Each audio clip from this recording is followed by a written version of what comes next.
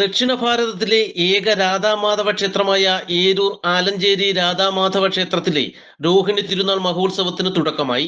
സാംസ്കാരിക സമ്മേളനത്തോടെയാണ് ഉത്സവാഘോഷങ്ങൾക്ക് തുടക്കമായത്.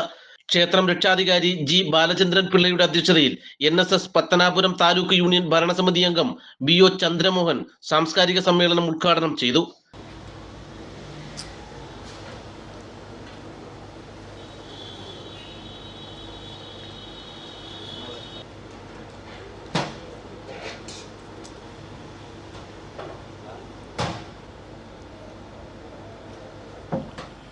ഇന്നിവിടെ ഈ ഒരു സാംസ്കാരിക സമ്മേളനം സംഘടിപ്പിച്ചിരിക്കുന്നത് ക്ഷേത്രത്തോടനുബന്ധിച്ചാണ്.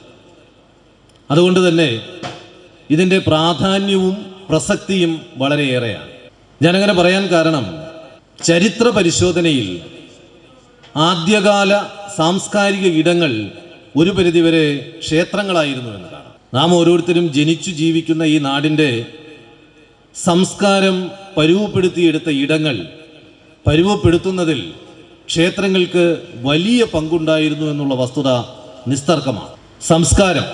സംസ്കാരം എന്ന വാക്ക്, ഈ വാക്കുകൊണ്ട് വിവക്ഷിക്കപ്പെടുന്ന അർത്ഥം സംസ്കരിക്കുക അഥവാ ശുദ്ധീകരിക്കുക എന്നാണ്. എന്തിനെയാണ് ശുദ്ധീകരിക്കേണ്ടത്?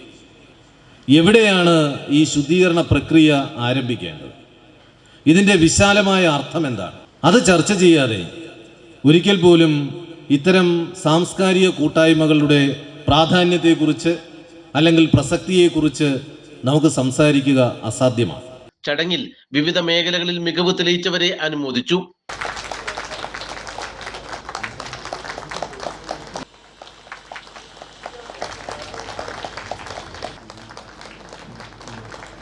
സംസ്ഥാന സ്കൂൾ കലോത്സവം കൃത്യമായി നേടിയ ഈ നാടിന്റെ, ഈ ദേശത്തിന്റെ അഭിമാനമായ SNDP Punalur union director board അംഗം G ബൈജു, SDSS മേഖലാ പ്രസിഡന്റ് K പ്രമോദ്, ഉത്സവ കമ്മിറ്റി കൺവീനർ മനോജ്, സഹ കൺവീനർ CG രാധാമണി എന്നിവർ പ്രസംഗിച്ചു.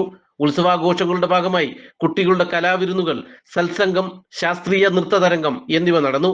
ഡോക്ടർ പ്രശാന്ത് വർമ്മ നയിക്കുന്ന ഭജൻസോടെയാകും ഉത്സവത്തിന് സമാപനം കുറിക്കുക.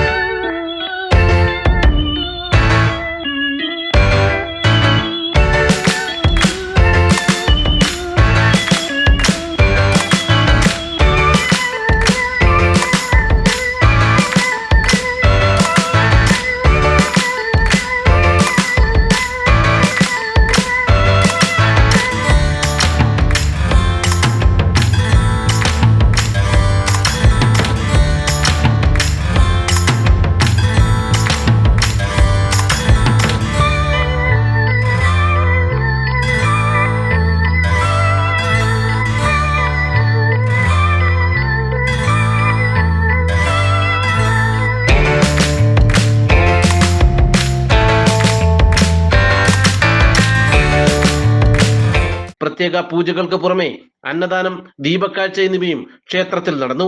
നാട്ടുവാർത്ത, ഏരൂർ.